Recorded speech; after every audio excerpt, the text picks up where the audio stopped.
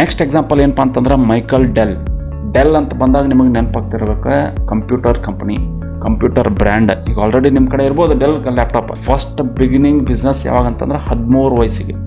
ವಿಚಾರ ಮಾಡಿ, 13 ವಯಸ್ಸಿಗೆ ಸಣ್ಣಗೆ ಬಿಸ್ನೆಸ್ ಒಳಗೆ ಇಂಟ್ರೆಸ್ಟ್ ಬಂದು ಅವ ಬೈ 19 ಅನ್ಕೊಡ್ದ, 19 ವಯಸ್ಸು ಅನ್ಕೊಡ್ದ, ತಿಂಗಳ $80,000 ಪರ್ ಮಂತ್ ಟರ್ನ್ ಓವರ್ ಬರೋ ಥರ ಬಿಸ್ನೆಸ್ ನಿರ್ದೇಶಿರ್ತಾವೆ.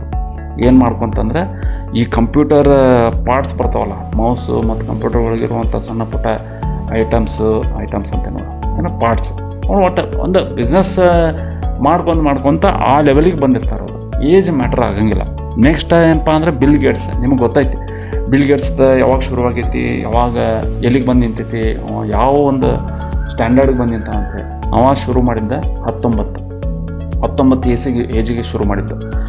ಅವರು ಪ್ರಿವಿಲೇಜ್ಡ್ ಇದ್ರೆ ಇಲ್ಲ ಅನ್ನೋದು ಸೆಕೆಂಡ್ರಿ, ಬಟ್ ಶುರು ಮಾಡಿರಲ್ಲ ಅವರು, ಅದು ಇಂಪಾರ್ಟೆಂಟ್ ಆಗ್ತೈತಿ.